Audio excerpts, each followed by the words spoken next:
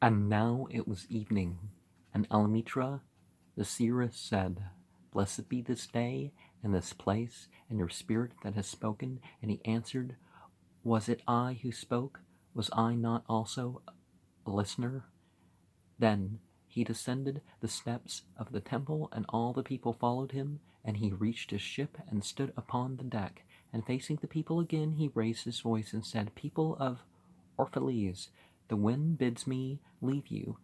Less hasty am I than the wind, yet I must go. We wanderers, ever seeking the lonelier way, begin no day when we have ended another day, and no sunrise finds us where the sunset left us. Even while earth sleeps, we travel. We are the steeds of the tenacious plant, and it is in our ripeness that and fullness of heart that we are given to the wind and are scattered. Brief were my days among you, and briefer still the words I have spoken.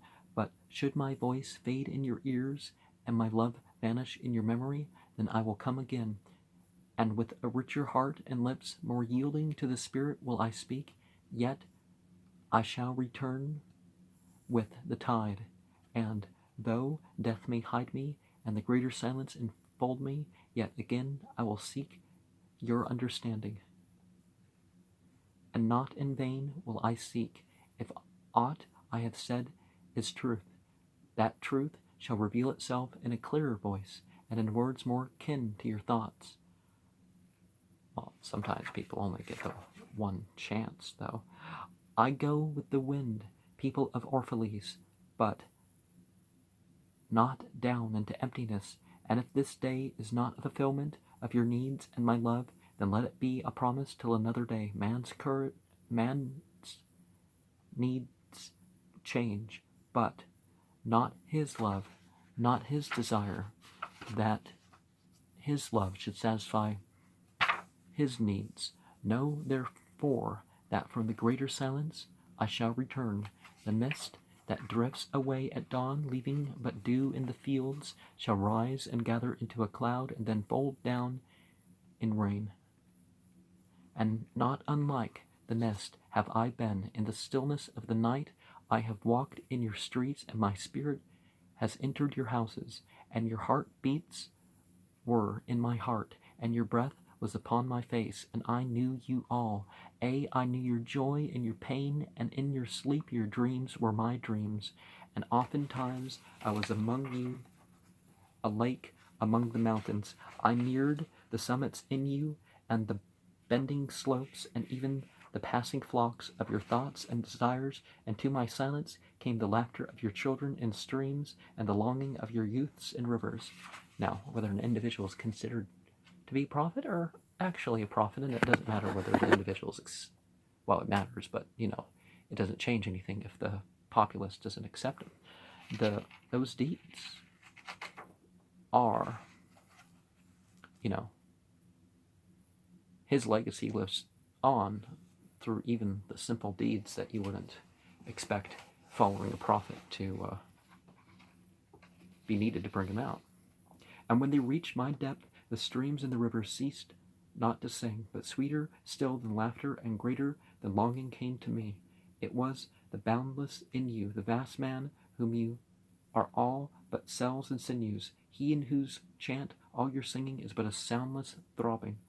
It was in the vast man that you were vast, and I beheld, and in beholding him, that I beheld you and loved you. For what distances can love reach that are not in that vast sphere? What visions, what expectations, and what presumptions can outsoar that flight? Like a giant oak tree covered with apple blossoms is the vast man in you. His might binds you to the earth, his fragrance lifts you into space, and in its durability you are deathless. You have been told that, even like a chain, you were as weak in your weakest link. This is but half truth. You are also as strong as your strongest link. To measure you by your smallest deed is to reckon the power of an ocean by the frailty of its foam. To judge you by your failures is to cast blame upon the seasons for their constancy. Now, you certainly judge or whatever, right? But you don't know the whole package. But And what that failure is, sometimes people have to be punished or even, executed. Even if they were mostly good, that, A, you are like an ocean, and though heavy-grounded ships await the tide upon your shores, even like an ocean, you cannot hasten your tides, and like the seasons, you are also. And though in your winter you deny your spring, yet spring, reposing within you, smiles in her drowsiness and is not offended.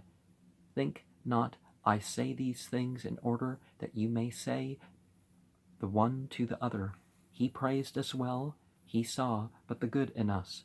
I only speak to you in words of that which you yourself know in thought.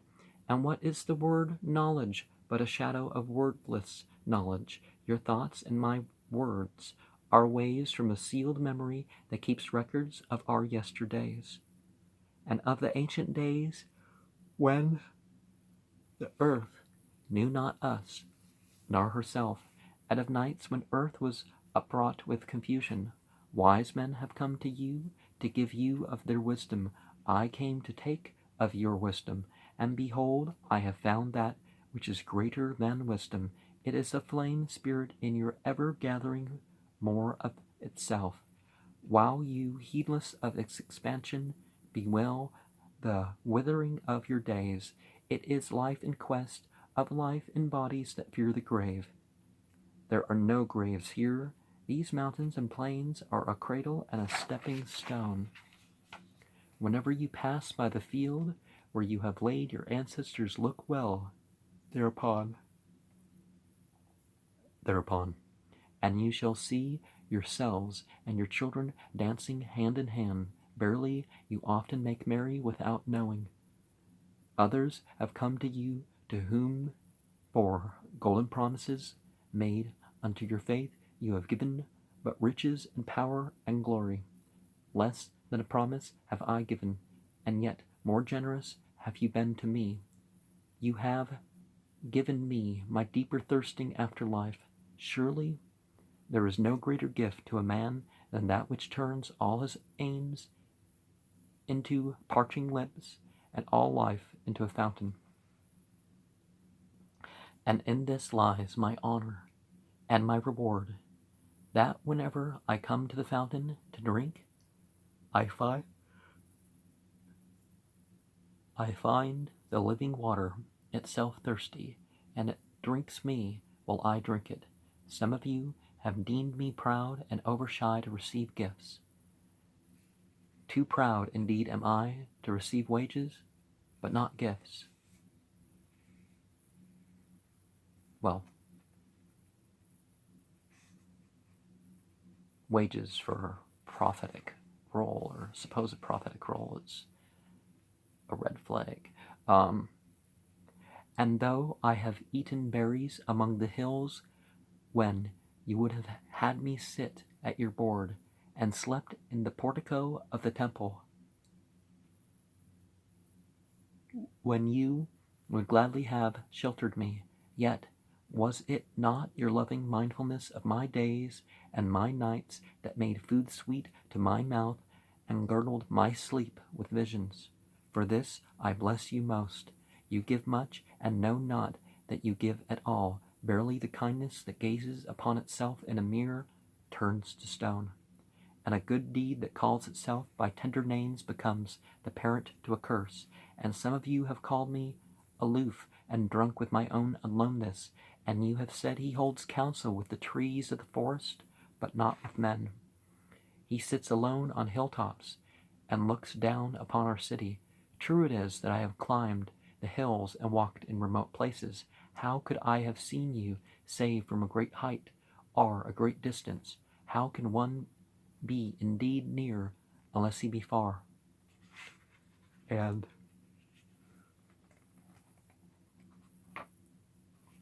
when you're looking for guidance, nature itself is certainly a purer source of guidance than humanity.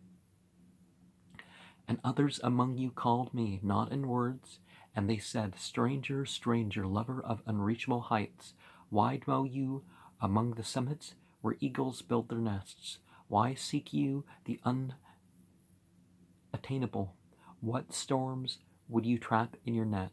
And what vaporous birds do you hunt in the sky? Come and be one of us. Descend and appease your hunger with our bread and quench your thirst with our wine. In the solitude of their souls they said these things, but were their solitude deeper, they would have known that I sought but the secrets of your joy and your pain, and I hunted only your larger selves that walk the sky. But the hunter was also the hunted, for many my arrows left my bow only to seek my own breast, and the flyer was also the creeper, for when my wings were spread in the sun, their shadow upon the earth was a turtle. And I, the believer, was also the doubter, for often have I put my finger in my own wound, that I may have the greater belief in you, and the greater knowledge of you, and it is with this belief and this knowledge that I say, you were not enclosed within your bodies, nor confined to houses or fields. That which is you dwells above the mountain and roves with the wind. It is not a thing that crawls into the sun for warmth, or digs holes into darkness for safety, but a thing free, a spirit that envelops the earth and moves in the ether. If these be vague words, then seek not to clear them. Vague and nebulous is the beginning of all things, but not their end, and fain would I have you remember me as a beginning. Life and all that lives is conceived in the mist, and not in the crystal. And who knows but a crystal is mist in decay? This would I have you remember in remembering me. That which seems most feeble and bewildered in you is the strongest and the most determined.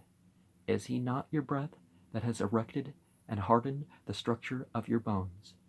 And is it not a dream which none of you remember having dreamt, that builded your city and fashioned all there is in it?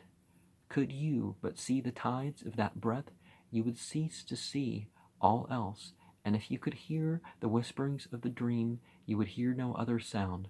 But you do not see, nor do you hear, and it is well. The veil that clouds your eyes shall be lifted by the hands that wove it, and the clay that fills your ears shall be pierced by those fingers that kneaded it, and you shall see, and you shall hear, yet you shall not deplore having known blindness, nor regret having been deaf. For in that day you shall know the hidden purposes in all things, and you shall bless darkness as you would bless light. After saying these things that looked about him,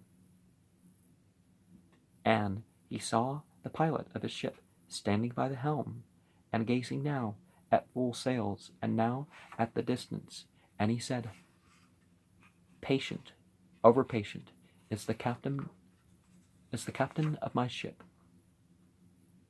The wind blows, and restless are the sails. Even the rudder begs direction. Yet quietly my captain awaits my silence, and these my mariners who have heard the choir of the greater sea, they too have heard me patiently. Now they shall wait no longer. I am ready. The stream has reached the sea, and once more the greater mother holds her son against her breast. Fare you well, people of Orphalese. This day has ended. It is closing upon us even as the water lily upon its own tomorrow. And what was given us here we shall keep, and if it suffices not, then again we must come together, and together stretch our hands unto the giver.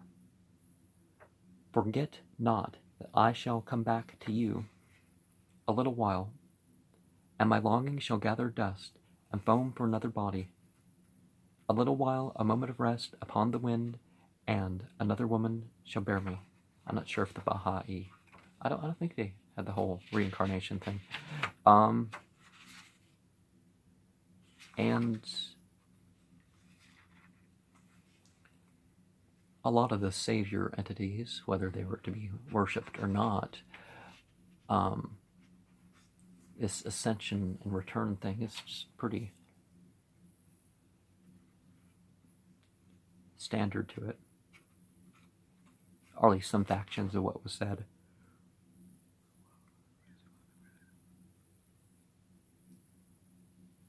Farewell to you and the youth I've spent with you. It was but yesterday we met in a dream. You have sung to me in my aloneness, and I, of your longings, have built a tower in the sky. But now our sleep has fled, and our dream is over, and it is no longer dawn. The noontide is upon us, and our half-waking has turned to fuller day, and we must part. If in the twilight of memory we should meet once more, we shall speak again together, and you shall sing to me a deeper song. And if our hands should meet in another dream, we shall build another tower in the sky. So saying, he made a signal to the seamen, and straightway they weighed anchor and cast the ship loose from its moorings, and they moved eastward. And a cry came from the people as from a single heart, and it rose into the dusk and was carried out over the sea like a great trumpeting. Only Almitra was silent, gazing after the ship until it had vanished into the mist. And when all the people were dispersed, she stood still alone upon the sea-wall, remembering in her heart his saying, a little while, a moment of rest upon the wind, and another woman shall bear me. And, you know, this was originally from 1923. Now, I don't know if the pictures, like the one on the cover, and, you know, if the format here is a change from something. So, of course, in the farewell, we had the, you know, the right hand with the eye in the middle of it, the swirling almost of wings, and then around that people, and so the people are closer to the outer darkness, and the sight to the hand. Remember that well, it's really a faux Necronomicon picture, but that's what you're doing with this gesture. Or, well, I guess you don't have to totally mitt the hands, but on the cover, the aging guy lost in the, almost lost in the background of clouds, so representing the descent, and maybe some of the pictures aren't quite appropriate for my channel, but I'll comment, and some sort of acrobatic feat. One person lifting the other person up. I think the guy is lifting.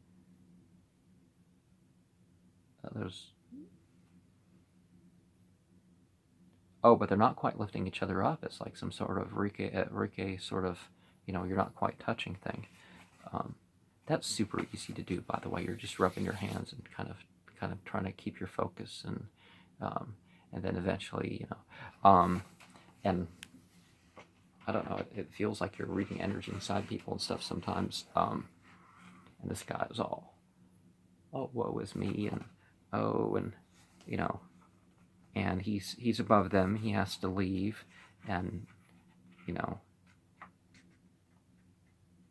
oh, they're mourning him. They're all, oh, he's dead, and this guy's like,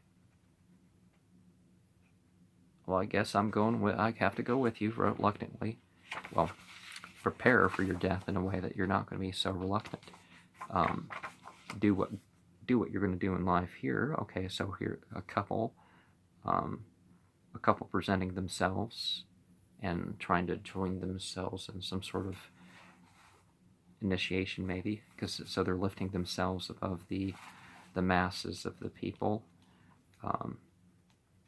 And the next painting, well, that one painting, drawing, I'm not sure, sort of a three fates sort of thing, or three, remember the three people in the crucifixion scenes. So the main one is the woman, and there's on the side are the two men, and oh yeah, it's definitely mimicking that.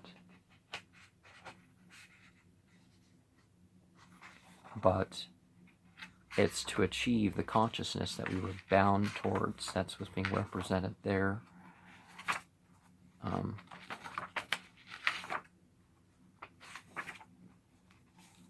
And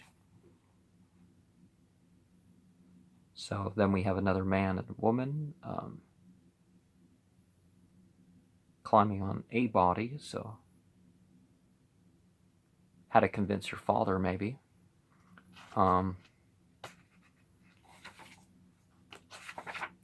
But you should try, if you're going to get married, you should try to convince the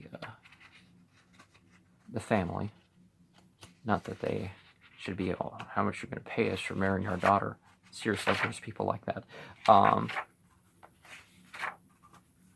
It's like, what are your, you know,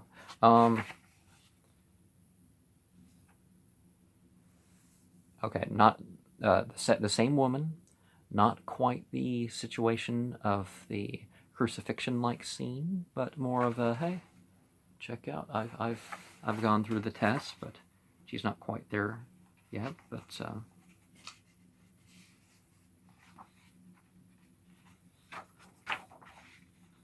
are perhaps ready to receive generosity, because that's what the thing is about. The bow of human beings. So the aim of the spiritual teachers is to work the human being, and of course to move the spiritual forces by means of the human beings, and the couple joins together, and it is life that is saying, hey, you know,